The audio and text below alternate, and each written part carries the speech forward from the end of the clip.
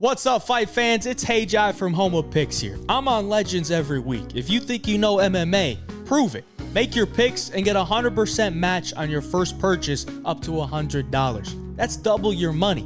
Or you could play for free. Hit the link in the description to get started. Well, something different for you today. Jake Noecker, Ryan Cafaro, and today we're at Soko Bag in Phoenixville, Pennsylvania, ahead of Ryan's upcoming title defense, December 20th. Ryan, before we get into the food, which you can see on camera, we got Korean chicken, we got kimchi fries, blueberry kombucha, all in-house, so much more here. You even got a homemade beer here. So, yeah. Ryan, how are we doing, man? I'm doing great. Just doing my best to train, and I have a title fight already confirmed so far out. So it's trying to find that happy medium of training consistently, yet not overdoing and peaking too early before the fight. I mean, December 20th, this is being filmed on September, I don't know the date, before September 20th, it's like September 18th or something. So, 3 months out, you're not worried about this weight cut yet, right? No, absolutely not. That being said, we're going to eat some chicken. We're going to do a little interview. Don't mind us. Sorry you can't have some yourselves. But, Ryan, help yourself. We can start eating. Don't mind if I do. We'll make this real casual. Just a little sit-down talk and eat. Yeah. But I'm curious because ahead of this fight, and all the time, you do more than just fight. You train a lot of people. You train with a lot of people. You help coach. You're a striking coach for people. So I guess break that down for me. Like, who are you not working with for yourself, but who are you training? Who are you a striking coach to? I've seen it from giant names to more regional guys. So just break it down as much as you can. Yeah, so I mean, I'm working with a ton of people right now. I work with my main guy that I'm working with right now is Corey Anderson. I head out to Dubai this Saturday to be there for 2 weeks to coach him in the PFL. He's October 3rd, Corey Anderson, PFL. Yeah, he's defending his title against Yakshimuradov. I am also helping Letitia Mole get ready for her fight. She'll probably be, I believe she's fighting on an R work card in December.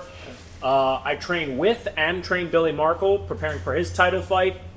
I train with and train Tyler McBride, who's making his CFFC Next Gen debut for the October card. That's going to be awesome. Kills me that I won't be there, but he's going to handle it. So there's like a lot of people that I'm training and just working with. Those are the ones just off the top of my head. I have several people that I trained at TKO Fitness, some of my own fighters that I built from the ground up, Austin Beck, Isaac Ruiz, Emily Bradshaw, Charlie Mayberry, just like the list goes on of just all like my students that I still work with, and then I have a lot of private clients that I work with as well. So I'm a busy guy. And I've mentioned this to you before. I'm not going to call it a comparison, so to speak, but Mike Malott on the West Coast, he very famously for many years ATT's or was it ATT Alpha Male? Alpha Male's striking coach, right? He gets a Contender Series shot with all that momentum, all that support just from UFC people he's been working with, and I feel like that helped him there. You're, like I just said, the East Coast version, if you will. You've worked with, Caitlin Chookagian, Corey Anderson coming up for a PFL fight. My question is, do you think that will help you when the time, hopefully soon, comes where you're knocking on UFC's door? I honestly hope so, but I honestly feel like at this point, they know who I am. They know who I've worked with. UFC, you mean? Yeah, and it honestly comes down to my performance in this next fight. Mm-hmm. I think if I have a close, grindy decision against Patton, they're not interested. I need a decisive, emphatic stoppage to get where I want to go. Yeah. So, am I willing to take more risk and be more aggressive in this fight than in particular fights? I think so. I think I will be more willing to put myself in danger and at risk. If that means I can guarantee myself a finish, it's something I am willing to do and willing to, kind of stare down the barrel of the gun, if you will. Because, again, I've fought Justin Patton before, and I just saw him fight for CFFC, just made his debut and beat Frank Wells. He is well-rounded. He is dangerous. And I think that there is an avenue of the path of least resistance to fight him. And I don't plan on taking that route because I can't afford to if I actually want to get the call off. So, in a way, you're treating this as your Contender Series fight. Almost. Yes. You go into Contender Series, you can't just win. You need to win and impress Dana. So you're looking at it like this. You need to go in there, win, like you just said, emphatically. Like, does that mean you then take more risks? We just see a different Ryan Cafaro? Right? I think so. I definitely think so. I mean, the way that I've been training and sparring and things like that, I've been preparing for a high amplitude, high energy version of myself, and the weapons that I am employing in this fight in particular. I'm really looking for like a highlight reel finish, regardless of submission or knockout. I need a stoppage. I will get a stoppage. So, Justin Patton, the general, December 20th, not officially announced, but it's the word on the street. Yeah. So, like you just said, a rematch. You guys certainly know each other. Before we actually talk about the fight, talk to me about Justin. Like, aside from fighting, have you ever worked with each other? Like, what's your guys' story? We've never. So, me and Justin go back to, I fought his teammate Chris Humes-Mitchell back when they were training at the academy in Pittsburgh. This is a very long time ago, probably 2016, maybe 2017. I'm still in high school. Yeah, so I've been around for a while, and I fought his teammate when he cornered him, and I ended up hitting his teammate with an overhand, and it hit directly in the eyeball, and it ended up causing permanent blood vessel and nerve damage in his eye, and I TKO'd him in about 34 seconds, but never fought again. Right. And so then, flash forward to last year, I was kind of I had just lost my Art of War title. I kind of didn't really have a lot of direction in terms of where I wanted to go, and then 247 reached out to me and said, "Hey, we have a guy with this record," and I looked at the record and I was like, "That's Justin Patton, definitely." And I was like, "This is Justin Patton. I want this fight." And they were like, "Cool, it is Justin Patton." Yeah. So then we booked the fight. I had one of the best camps of my career, and then I fought Justin Patton, and we were having a good fight. I thought I was getting the better of it, obviously, because I will always think that. Sure. And then I poked him in the eye. It was kind of like, he came forward and I went like this, and it was like just a little freak. Just a clash of things. I've never poked anyone in the eye in 20-something fights. Yeah. In 30, maybe like 33 combat sports fights, I have never poked anyone in the eye, and this was the first time I poked someone in the eye, and I was so frustrated. I poured a lot of energy and resources into the camp. I had no sponsors for that fight. Like, nobody. I lost a lot of money on that fight. Yeah. You know what I mean? That fight was for the love of the game, and I went all the way out to Pittsburgh in his hometown. I had nobody bought tickets to watch me fight. Like, I went there into enemy territory to prove a damn point. Yeah. And then I thought I was winning, and then I poked him in the eye, and that was it. So it was so frustrating. And then flash forward to this year, I have the best year of my career and win the biggest title of my career.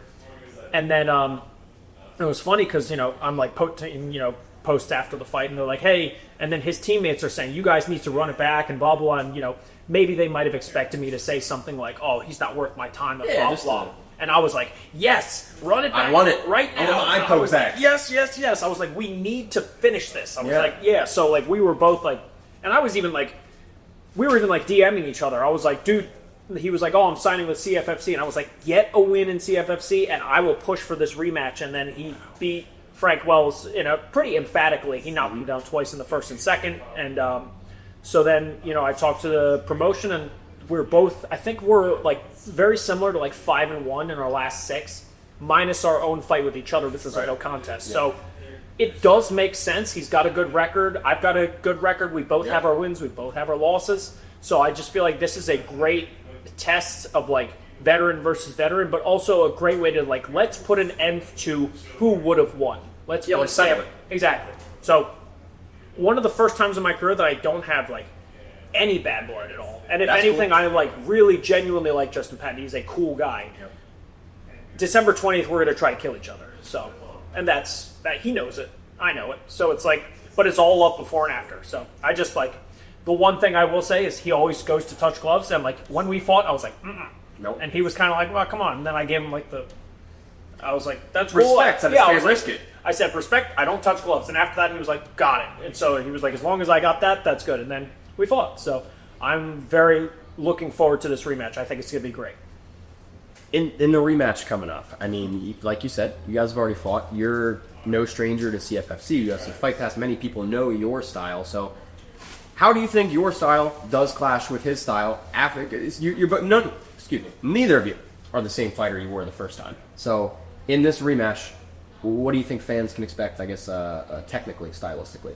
So, I mean, in our fight, when we fought in Pittsburgh, it was heating up fast. Like 2 minutes into the fight, we were exchanging hard kicks, hard punches. And I just feel like he has a style that just entices violence, and it entices all right, let's bang it out. Like, he's got a great chin. Mm-hmm. I've got a great chin. I've been knocked down plenty of times. I get back up every time. I don't know if I've ever seen him get knocked down. He can take abuse. He bites on that mouth guard. Yeah, he can take abuse for sure. Yeah. So I think it's going to be very, very interesting. And if I had to bet, I think we're going to just slug it out, and it's going to be awesome. I think that out of my most exciting fights, I think this could be like the sequel to like Ricardo Fuentes in terms of like how crazy that fight was. So I just think, my past 2 CFFC fights, I've won Fight of the Night back-to-back. They were both bangers. Yeah, and I plan on doing that a 3rd time in a row. So, yeah, it's definitely going to be good. And he's kind of like he's willing to trudge forward into damage. I hear his coaches saying, like, don't brawl, and he ignores them half the time. And I was kind of like, all right, hell yeah, this is the fight I need right now to get put on the map to, like, really get the UFC's attention.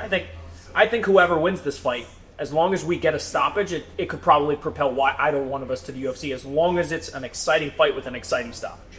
And you've been saying that. This has been the theme, too, is the Dana White Contender Series element of this fight. Yeah. Have you actually... I don't know what you can say and can't say in this regard, but, like, has somebody said to you, like, hey, Ryan, you do this. You win in this emphatic fashion that you want to win. We'll take you in. Or honestly, no. This is just something that I'm, like, kind of trying to, like, will into reality. Sure. You know what I mean? Like, I've got a lot of people that know the UFC matchmakers and the president that have mentioned my name, and they are well aware of who I am, and I'm on their radar. But I'm not going to just keep poking them, and be like, hey. Yeah, you know what I mean? So you gotta play the game, you know. And if that means shut up and win fights in exciting fashion, that's what I'm going to do, and that's my plan. And as champion too, I'm curious, like, how near and dear, so to speak, you hold like the belt to your heart. I've talked to champions in UFC, CFFC, PFL, whatever it be. A lot of them really get attached to that belt. They're like, no, man, like, that's mine. I want to defend it. So, like, is that how you view it too, or is this belt not a stepping stone, but, like, are you using this belt to get to bigger things, or is this belt your baby and you're going to... So yes and no. Like, this belt is my baby. Sure. It is a stepping stone, but for me, it's not only a stepping stone, it's a milestone. Right. I mean, like, if I never fought again, and somebody said, are you happy with your career? And if before I won this title, I would have said no. And after I won this title, yes. The professional champion. Yeah, I am the CFFC featherweight champion of the world. I came into this sport. When I went pro, I was training with Paul Felder, Jonathan Webb, and Sean Brady. Paul Felder, CFFC lightweight champion. Jonathan Webb, CFFC welterweight champion. Sean Brady, CFFC welterweight champion.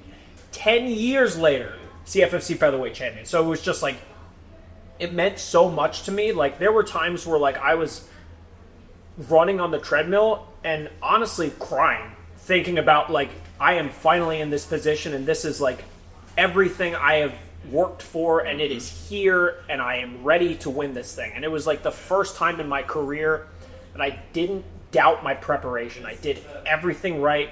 I even got sick during camp. I had bad spars during camp, but I didn't doubt the consistency of my work, and I just knew, like, it's all about momentum, and I have all the momentum in the world going into this fight. My team broke down Anthony Dilemme to a T. Yeah. We knew exactly how to beat him. We knew exactly what weapons and what combos he was going to throw. You could see it in the fight. He throws low kick with his right leg, bombs the left hook as hard as he can, and in the 3rd round, I think, he throws it, and I duck it because I know the left hook is coming because I prepared for it thousands of times in the gym. I had the right sparring partners. I had the right coaching. My coach Tyler and I would hop on Discord and then watch his fights on Fight Pass and break it down like multiple times a week. Yeah. So I was prepared for every single angle of Anthony Dilemme. So that's why I feel like this performance was so emphatic, and I also feel like it's like, I really feel like his team slept on me big time. I mean, like, obviously me and Ray Longo have had a little beef or whatever, but like he, if you're calling me a hillbilly and I'm from Cherry Hill, New Jersey, you have no idea where I'm from or what I'm capable of. You know what I mean? And like, he's like, it's like winning the Super Bowl for this kid. Yeah, it was, because now my career has, like, I could die happy now. as a fighter. Right. You know what I mean? If I died tomorrow, I won't. But I'm just saying, if I did, I would be like, well, I ended my career as the CFFC featherweight champion, and that's good for me. You know what I mean? Obviously, that's not enough. I want to make it to the UFC because I've been wanting to be a UFC fighter since I saw it on TV.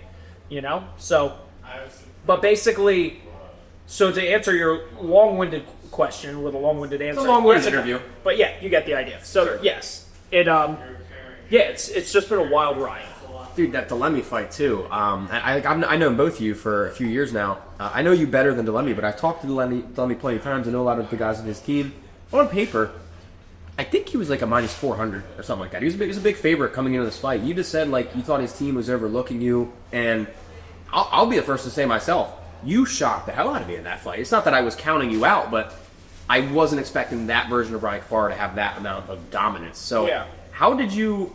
You know, aside like the right longer smack talk, the odds, the people counting you out, how do you just ignore that? Put the ego first, maybe, and fight. Like, what's the strategy? I just feel like it was the first time in my career that I didn't let.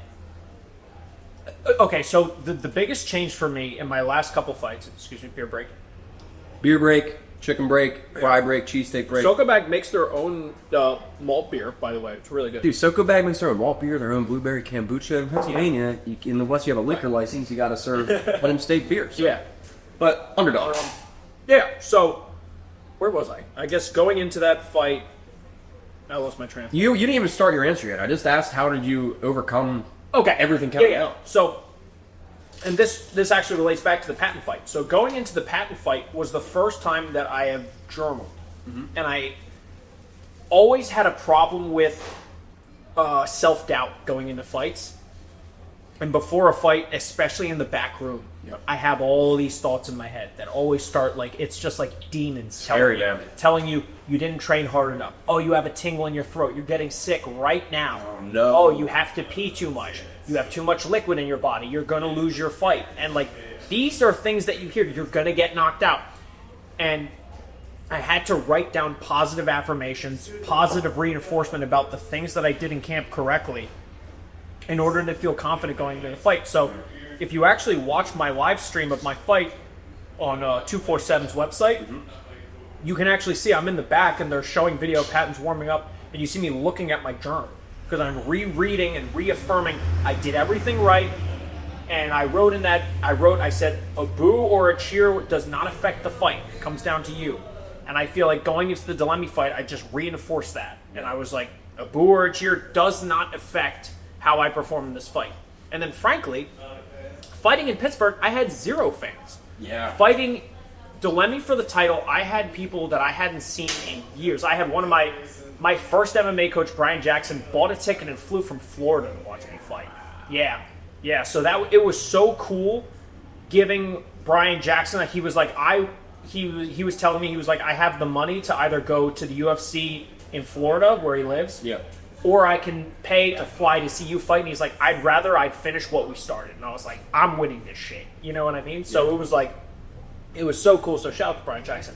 But it was just really cool to bring that home for my guys, you know? And then, so I had, sponsors flying from Colorado to see me fight. I've never had this level of support in my career. And I feel like part of it is because I have a kid now and people just want to see me win, you know? And I've gotten more support than I've ever gotten in my life in these last 2 fights. Yeah.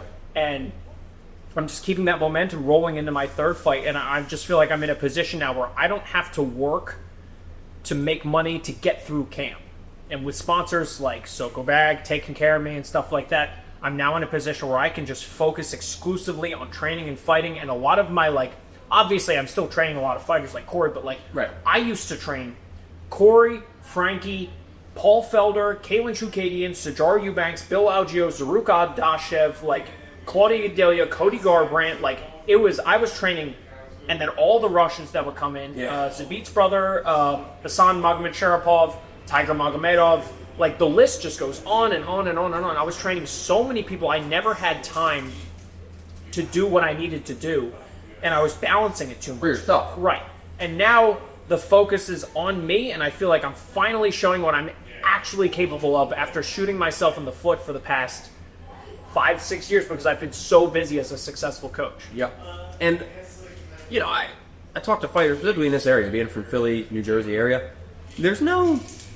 I mean, you have Nick Catones, you have Marquez MMA, you have fantastic gyms. But there's no American top team, Team Alpha Male, Team Elevation, like, super gym in the area. There's a lot of, like, good cross-training, a lot of, like, partnerships. Why is it that you never felt the need to leave the, like, this regional area and go to a super gym? So many guys, you know, they'll leave a Philly gym, they'll leave a New Jersey gym, or wherever it be, and they'll go to one of these giant gyms of 300 UFC guys. Well, that's where I disagree with you. Because, to me, Marquez MMA is a super gym. Look at how many UFC fighters are out there. Nick Catone MMA... Now, yeah, for sure. Yeah, Nick Catone MMA is a super gym. It's the nicest facility on the East Coast. It is the East Coast Alpha Male. Marquez MMA is the East... It's the Philly American top team in terms of, like... I like that. The quality of sparring partners you can get over there and the quality of guys that you can train with at Marquez MMA and at Nick Catone MMA. So, like... And even at Underground Kings at Eddie's gym. Yeah, Frankie Edgar's got a gym. Right, Frankie Edgar's got a gym. There's so many. So I jump around to those 5 gyms, and that's all I need. I don't need to go anywhere else. Yeah. I don't for me, the quality of the training there is so good that I don't need to pack up my whole life and go to a gym where I don't know anyone. You know what I mean? And like, Frankie watched me come up as an amateur before I started working with him as a striking coach. So like. Mm-hmm. You can't question my credentials because you watched me grow up. You know what I mean? I'm not some snake oil salesman. Like, you watched me develop my skill as a striking coach. So it's kind of like, I've kind of earned my keep, and I don't want to give that away and go to some random state where nobody knows me. Yeah. You know? Like, I've like kind of firmly planted my flag in the tri-state area, and that's where I belong. And I believe that. See, you totally, and I don't even disagree with you at all, but what you're saying is, you have the super gyms up here. Yeah. I'd say Marquez MMA is a super gym. I mean, like, and look at, like, some of the hot prospects that are coming out of there. You know, I mean, they got, like, 6 or 7 UFC guys. Yeah. But not even them. Look at Jeremiah Delgado. Yep. He just beat just going to say Jeremiah. I think a 4-time All-American NCAA wrestler out of Nebraska. Look at Christian Bobby. He's an absolute monster. Mm-hmm. There's this young female fighter out of there that I watched her. Kiana? Yeah, Kiana. I did commentary for her fight. I think she's one of the brightest prospects out of Marquez. Mm-hmm. She's so good and so... she's so fundamentally sound and defensively responsible after she throws combinations. Like, I am so impressed. I am so impressed with Kiana. She's incredible. So... And then, like, even if you just look at, like, the young guns coming up out of Nick Catone, like, there's a lot of really good killers there. So it's just, like, I've found the right mix of doing things the way I want to do it. And, like, what's so cool about me winning the CFFC title was I did it my way. I didn't pack up my stuff and do what everyone else did. You know what I mean? I went and trained with, like, some of the best guys in the world in the area. You know what I mean? And that's what got me to where I never left my roots. You know what I mean? That's what I like so much about Sean Brady. Sean Brady was like, I am not leaving Philadelphia until I win a fucking world title. You know what I mean? Sean never cross-trained anywhere else, as far as I know. All those dudes very loyal. Sean has trained tri-state area, and that is it. You know what I mean? He's never felt the need to pack up and go to Iceland or go anywhere else. He's like, I'll bring people to me, and that's it. And he trusted his skill and his coaches and worked hard enough that he got to the position. And he trusted John Marquez, he trusted Jonathan Webb, he trusted, the strength and conditioning guys, and look where he is now. So it's like, it's, to me, like, we don't, as a tri-state area, get enough respect. Oh, yeah. And now, like, with guys like Sean Brady at the helm as the #1 contender in the world, and in my opinion, the next welterweight champion, like, we're going to get our damn respect, one way or the other. So, yeah, it's pretty cool. And you've been training, you said, for 16 years before we started this. Mm-hmm. That's a long time. I'm curious. Sorry, making you feel old. No, you're fine. I mean, everyone's going to find out. Dad, 16 years fighting. Oh, how many grays have we got? Any gray hair up there? Nope. Oh, I got bored. You bam. Not a chance. The question is, like, and this is a very cliche question, but I think this is something fans would like to know, especially with someone like who is as involved as you are. You're not just a fighter. You train, and everybody has a Ryan Cafaro story. So, what got you involved in MMA? Like, how old were you? What was your first day in a gym like? Just what's the story? How did we get here? Oh, sorry, wasabi. No, that was really wasabi. It was like a cucumber wasabi. I didn't expect that. I don't remember which one. This is a jalapeno. That's the kimchi aioli. So good, kimchi aioli. So I'm sorry, what was the question? Actually, it was about you getting into fighting. We got messed around with fast food. So before that even, let me ask you about Soko. How do you know Soko Bag? How did this come about? So, my friend Charles has a friend named Bubs. And Bubs is the dude. He knows everybody. He's the man. And he was the one that pitched me. He's out in I think he's out in this area. Phoenixville? Yeah, and he pitched me to Soko Bag and said, hey, you're Korean American, Ryan's Korean American. This would be a great opportunity for you guys to, work with each other. Yep. And then we hit it off after that, and then I was proudly repping Soko Bag on my shorts. So it was just a really cool, the opportunity was right. And this is my first time eating Soko Bag, and they make some killer fried chicken. Man. And honestly, these kimchi fries are dynamite. I did not expect this at all. I grew up in Phoenixville. I'm half hour down the road now, but this restaurant's only been here for I don't know, and I don't want to say it wrong, but a few years. It wasn't here when I lived in town, so anytime I'm in Phoenixville, this is like my go-to restaurant now. Yes, I mean, delicious. Normally I don't have a reason to come to Phoenixville. This is not my. I got you, bro. Phoenixville. I got you. I'm gonna be like, hey, you want to do an interview next week? You're like, sure, Ryan. What is that? Yeah, we just did. But to answer your question about how I got into MMA, I did Tang Sudo when I was 7. Wasn't, if anything, it just helps develop like good chamber and good range of motion in my hits and stuff like that. But and discipline at that age, going to class. Yeah, I did classes for 6 months. I broke wood boards, stuff like that. Nothing crazy. Fun though. But it definitely helped establish my stance, things like that. I had my fair share of fights in middle school and high school, like in terms of just like non-sanctioned. Oh yeah. So like I always found a need to fight someone, and granted, maybe I would think I was like standing up to a bully, or maybe I would just be like, what, you want to fight, sort of thing. Sure. That's crazy because you're such a nice guy. I didn't know you were your kid, but yeah. But I was kind of like, I don't know, maybe I would consider myself almost like a stupid middle schooler Russell Crowe, like fighting around the world sort of thing. I just wanted to fight people, and maybe it was because I grew up watching Bruce Lee, and just I tried some of the moves that he would do in fights, and then I would get punched in the face. Doesn't work. But like some things did work, believe it or not. I dropped somebody with a not a spinning back fist, it's just a regular back fist to the gut. Really? Yeah, in like a middle school fight. Wow. And I didn't follow up because I didn't know the rules. Yeah. He was like, oh, and I was like, oh, I'm going to let you recover because I didn't know any better. Sure.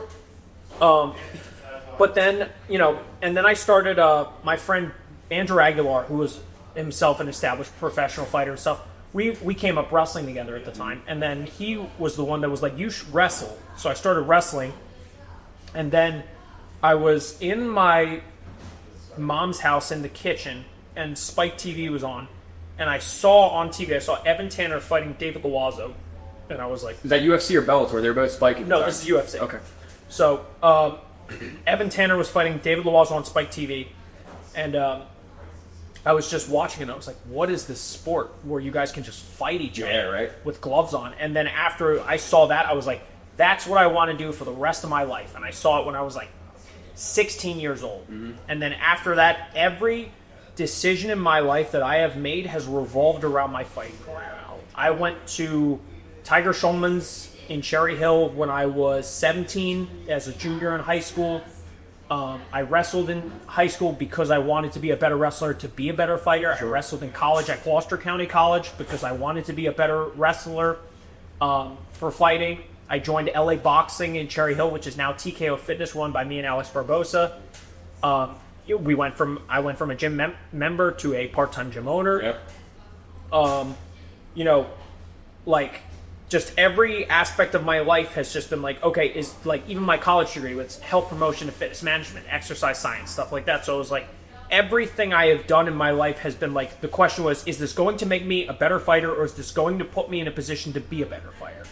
And if the answer was no, I didn't do it. Yeah. So like I was going to be a athletic trainer, but it wasn't giving me enough time to train at Rowan, so then I switched to majors, things like that. So like it's just been a wild journey that the entirety of my life and my life choices as an adult have all revolved around, is this going to make me a fighter? So that's kind of like where I stand now, and then here I am 16 years later, because when I say 16 years, I made my amateur debut in 2009. I made my professional debut in 2013. So I've been fighting for 16 years. So But it was probably closer to like 17, 18 years before I even fought. Just being involved with it. Right. So I'm closing in on like 20 years of combat sports. Yeah. Which is wild, and I feel like you said, I'm like, I look decent. He looks pretty good. Korean Thunder. Oh, well. Yeah, not bad for a 35-year-old, right? We're going to be right back. I'm just going to swap batteries. This is not me cutting out a controversial question. Cool. Okay? Just saying. We're back. Battery swapped. Eating chicken. I'm going to tell a quick little story just because we were talking about it. I figured it'd be better on camera. We're talking about Frankie Edgar, who Ryan is no stranger to, trains with. Talking about his academy. I was saying, I've never met Frankie myself. I've only met his teenage son. Santino. I didn't even know his name. But I'm at the bare knuckle press conference, and I didn't see Frankie or anything. I just see this kid. He's talking to a couple guys, and I go up and I say, "Excuse me, Santino. I don't want to be rude or weird, but are you Frankie Edgar's kid?" And he was like, "Yeah, I am." And I was like, "That's awesome. You look just like him." Yep, that's him for sure. Do they train, I assume? Yeah. Yeah. They wrestle and stuff? Oh, yeah. So I think Santino is like he's probably one of the higher level like top wrestlers in the state for sure, for like middle school going into high school. I would hope so. Yeah, he's an animal. He's a beast. That's cool. Frankie's a dog. But what we were talking about before we battery swapped again, I didn't cut a controversial question. I don't want to hear that, folks. We're talking about Ryan getting into MMA, and I'm curious too because you're a newer dad. I believe you said 9 months, something like that. You have a son. I just had my first son about 5 or 6 months ago. And the question's always on my mind. I train, I'm involved in the sport, I've wrestled my whole life, so it's like, is my son going to train? My answer is, ideally. Yeah, ideally he comes to practice with me. Yeah. Tries it out. I just think it's good. You'll probably agree. Mental health it's good for. Mm-hmm. It's good to know how to defend yourself. It's good to stay in shape. I'm never going to push the kid to compete or anything like that. Right. What are your thoughts with your kid? You want to know my answer? I hope not. No, like hope not compete or fight, or excuse me, train or fight. Train, yes. Fight, no. Okay. I hope he doesn't. I agree. Fight. I hope he doesn't fight. Scary. I feel sick if he needs to get pricked in the foot for a blood test or bonks his head on something hard. I can't imagine. Like, and it's funny because I've always held some sort of resentment to my mom because of how she tried to discourage me from fighting. Interesting. Never wanted me to fight, would offer me money to not fight. And I was like, why can't you support me? And looking at it as a father now, my bad, Mom. My bad. I get it. If someone like punched my son, I would be sick. You're hopping that cage. Yeah, exactly. So like, I get it. Sorry. You're off the hook. Yeah. So we're good. I totally get it. After it took me having my own kid to understand that. I think you learn so much having your own kid, you know? That being said, I hope he plays tennis. I hope he plays a racket sport, a ball sport, something that doesn't involve head trauma. No football? Hell no. I mean, we're just, us Harskies, we're not made for it. Just definitely not. Although, my wife's family is freak athletes. Yeah. All of them. So to give you an idea, like, when I'm ready for a fight, probably like 2 or 3 weeks out, I mean, peak condition, I could never beat any of Shannon's brothers in a foot race. Yeah. Ever. No matter what I do, no matter how many sprints I do. The professional fighter is not as athletic. I can't beat plumbers and carpenters. These guys are just monsters. They're just physical freaks. So I would not be surprised if my son turns out to be a physical freak. Because they say you get a lot of your athletic genetics from your mom. That's trouble for me. Sorry. Yeah, big trouble. Sorry, honey. That's so funny, man. Yeah. So, but it's just been I will... And that being said, though, if I know anything about my kid, if he's anything like me, he's going to be like, I want to fight. I don't care. Let me do what I'm passionate about. Right. And in my mom's defense, she would discourage me from fighting, but when push came to shove, she would say, what do you need to be successful? She would cook me food, do what she had to do to make sure that I was safe and successful and had the optimal training camp. So if my son ultimately wants to fight, I'm going to be like, all right, but I'm going to push you, and there will be times where you do not like it and you will want to quit. Yeah. And that's on you, dog. So, you know what I mean? So, like, that's kind of where I stand as a father. I don't want to force my son to fight. I want him to train so he can defend himself. And if he wants to fight, that's opening up a whole nother can of worms that he's going to have to be prepared for. Yes. I don't know how I'm going to train my own kid. That should be interesting. That's right. Well, I mean, you'll be a little older. You might be a little retired by then. Yeah, but I'm just saying, like, I don't know how I'm like. Am I going to be Iron Fist, or am I going to be like, you know what I mean? Like, how do I? Which angle are you going to take? How do I discipline my son when he's slack? That's hard, man.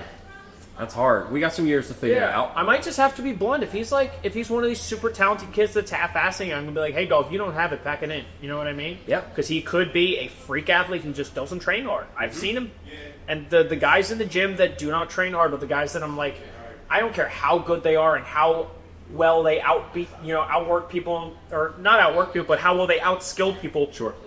If you're dogging it and you're not working the way you're supposed to work, I don't see a future in it.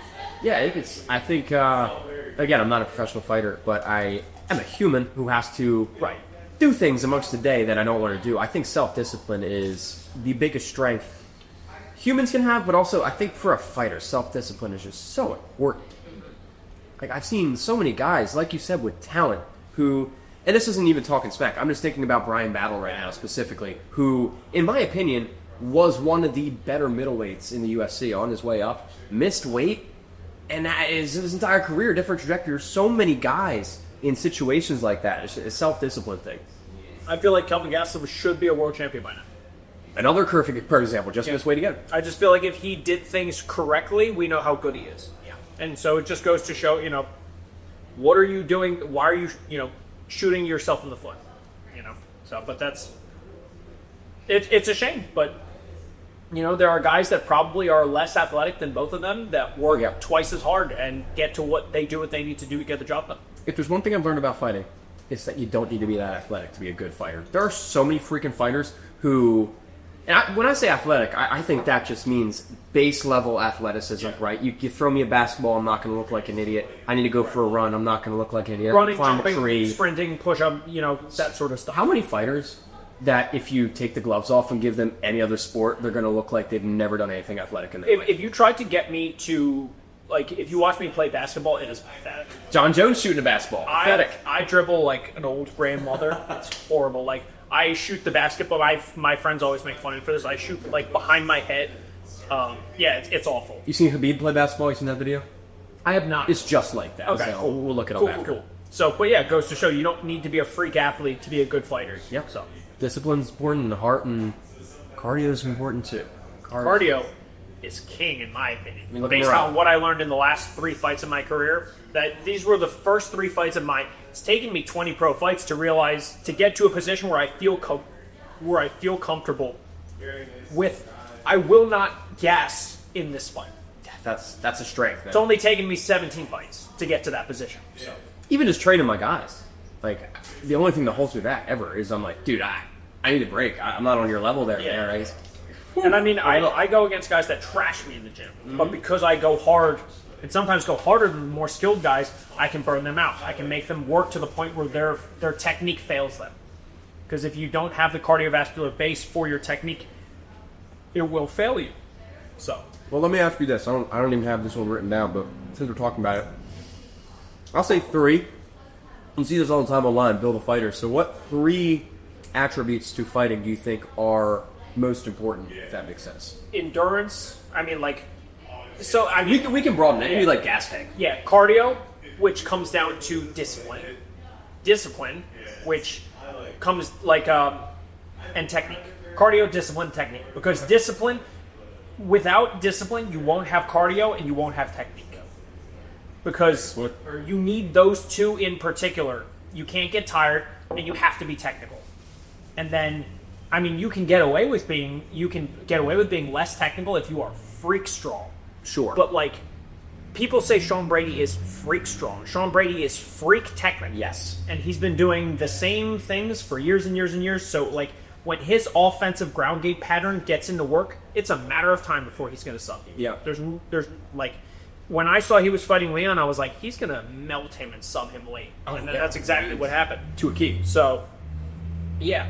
But those are the 3 attributes, because without discipline, you won't do the training you need to have your cardio up.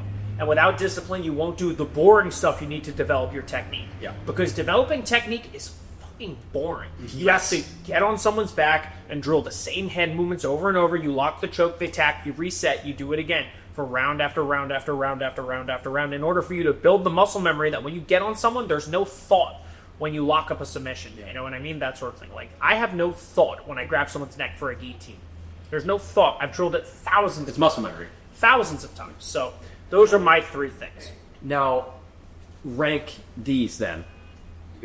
Most effective to least effective. I don't know if effective is the word, but you get what I'm saying. Yeah. So we got pure strikers, pure jiu-jitsu guys, and pure wrestlers.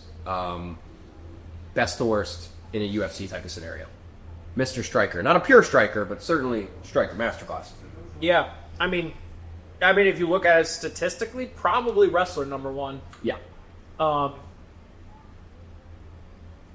Maybe jiu-jitsu number two, just because that's one of the ways you finish a fight.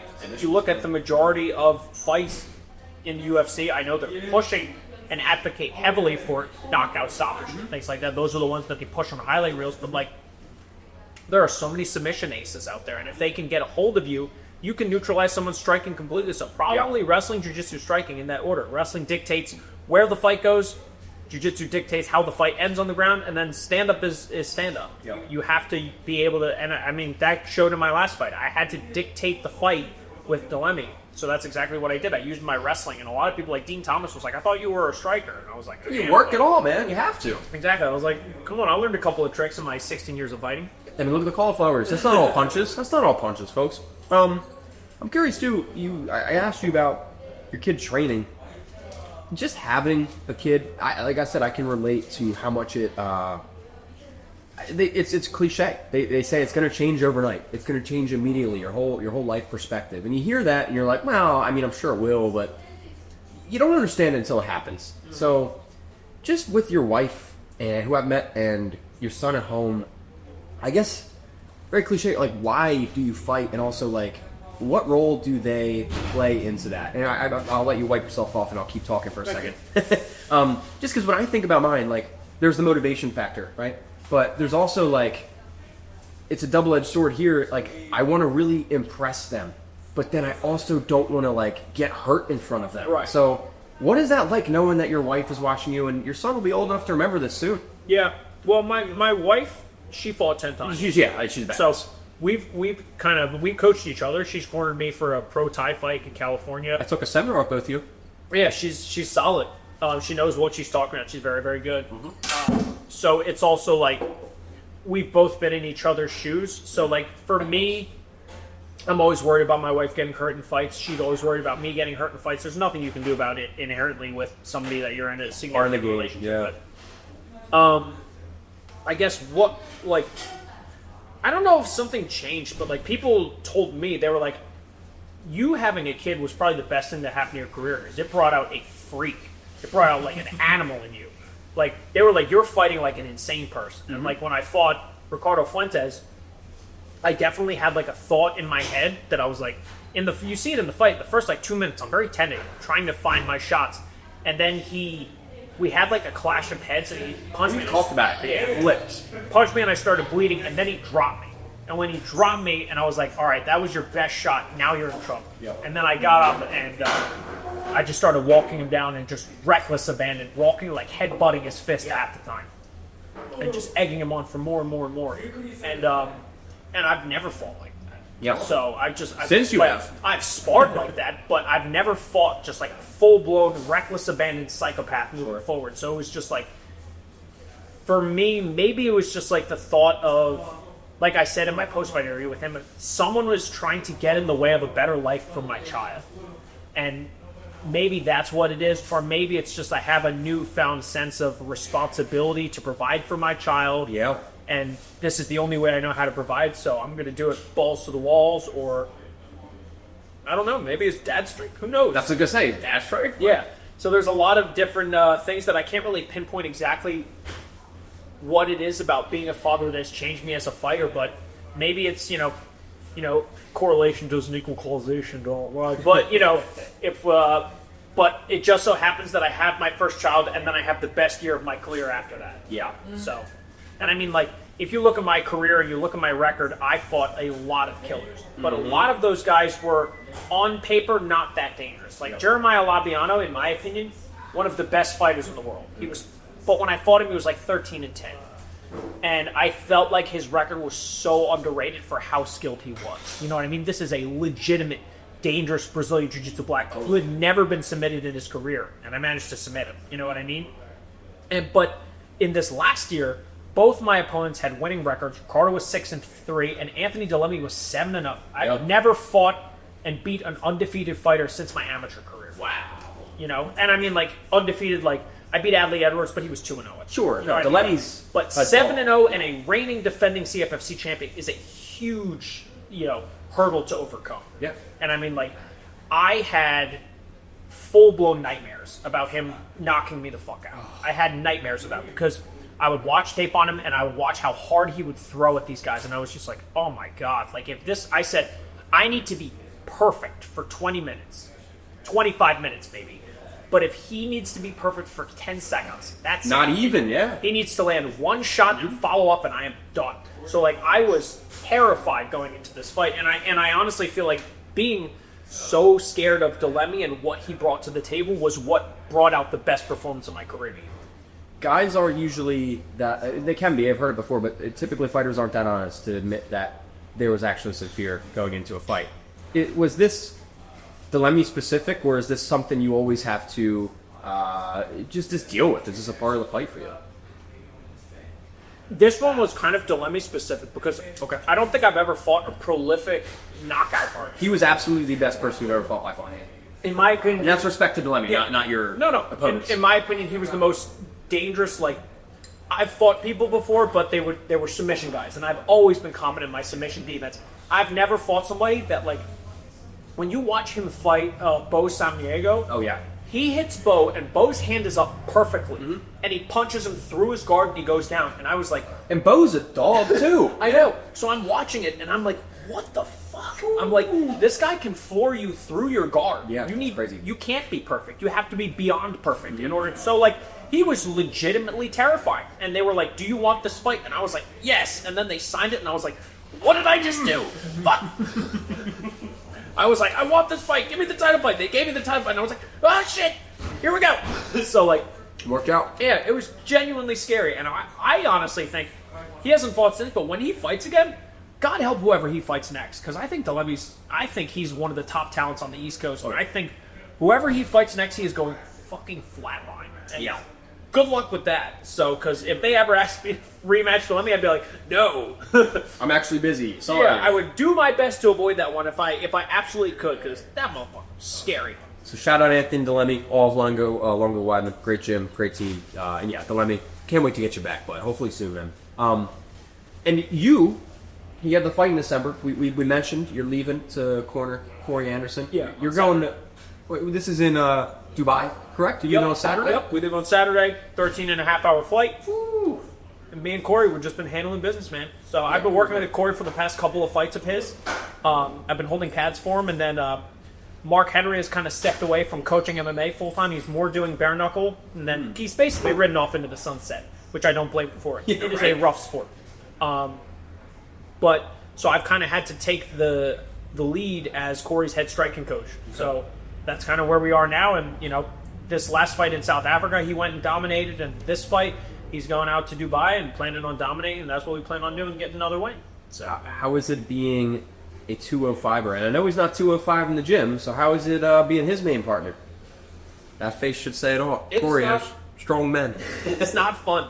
I'm used to holding for featherweights, middleweights, welterweights, lightweights. 205 and Corey getting ready for heavyweight. I was like, what the fuck?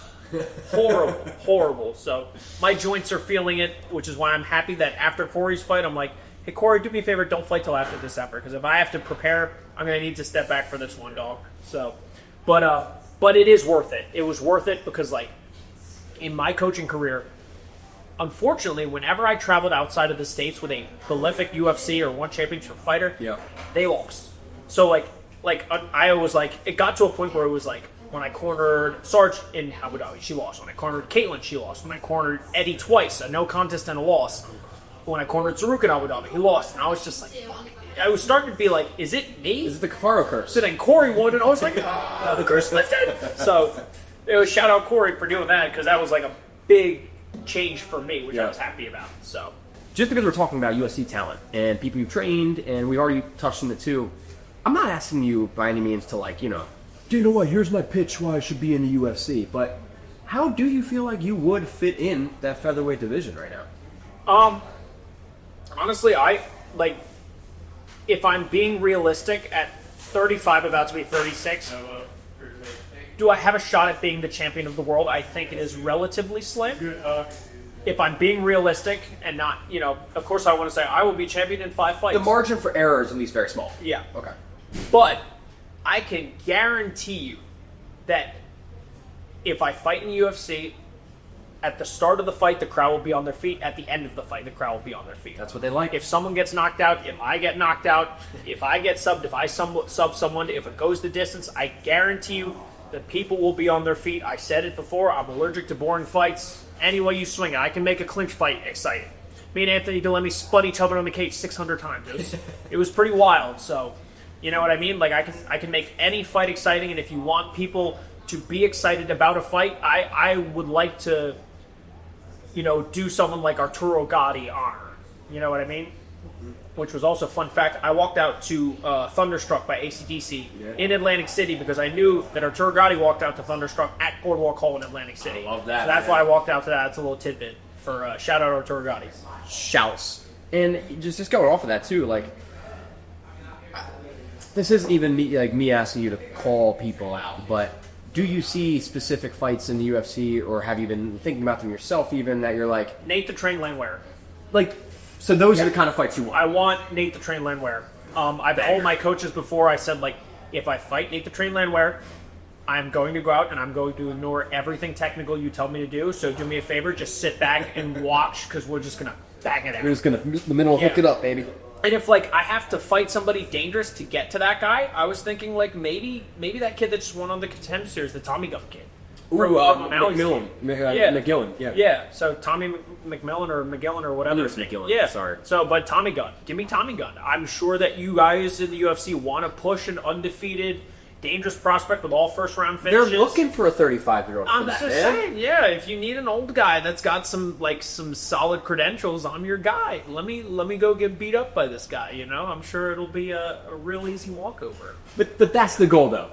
And correct me if I'm wrong, but it seems like you want fun fights. Yeah. Oh, yeah. Yeah, I want fun fights, but, if I win a couple fun fights in a row and I'm ranked, I thought my career was long over a time where I would ever get a shot at the CFFC featherweight title.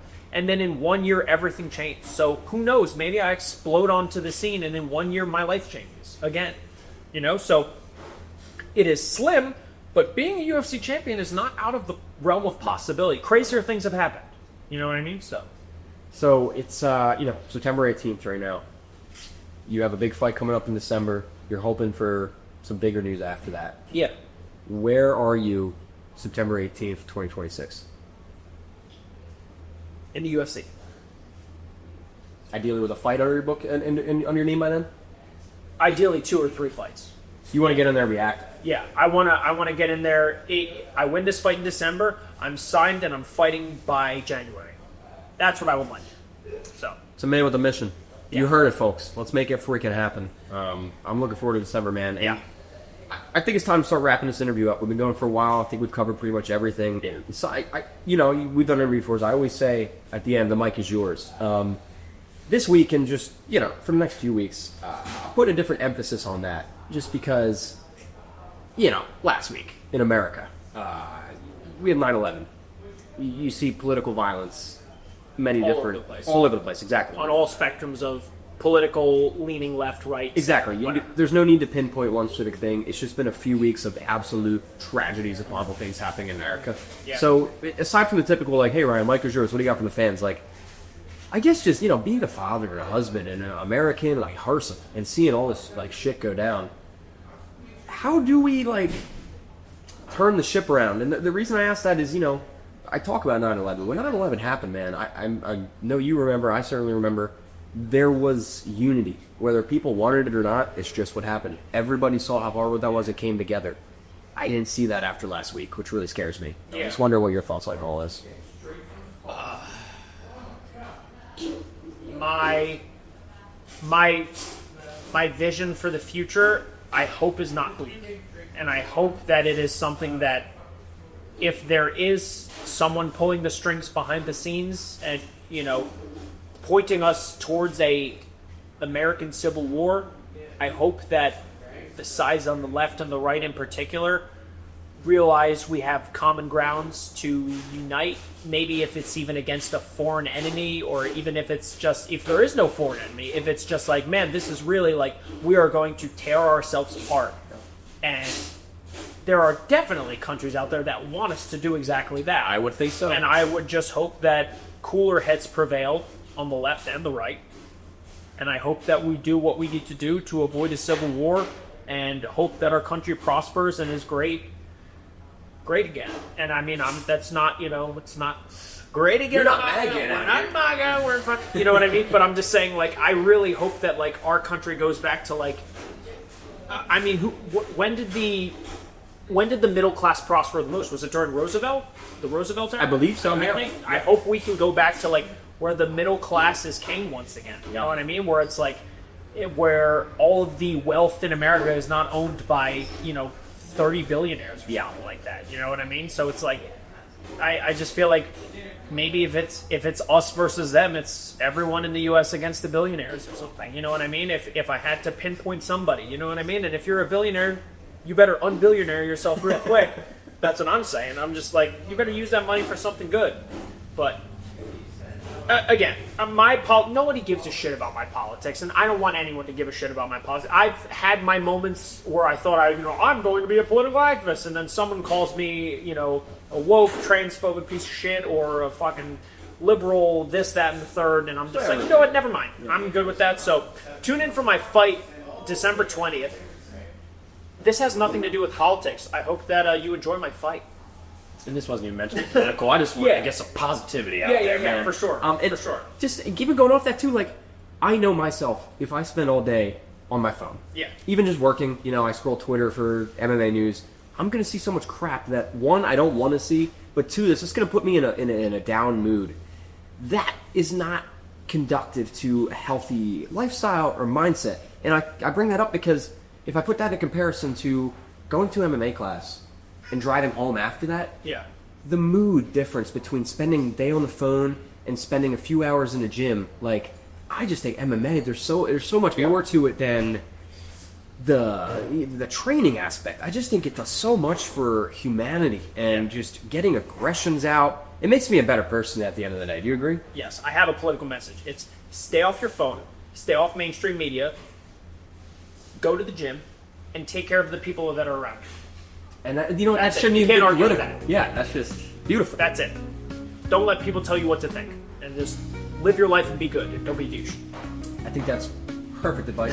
I think that's good closing words. My man. Ladies and gentlemen, this was fun. Soko Bag. And this was delicious. Shout out Soko Bag. Delicious. We even got some leftovers. Amazing chicken, amazing egg rolls, the kimchi fries. Damn, I'm coming back for those for sure. And the beer's killer too. This guy drove an hour and a half, and he's not kidding. He will be back. Oh yeah. Yeah. So check out Soko Bag in Phoenixville. Thank you very much for having us, guys. Ryan, December 20th, title defense coming up, man. And still. Very much so looking forward to it. Don't miss it. December 20th, UFC Fight Pass. Ryan Cafaro. Appreciate it.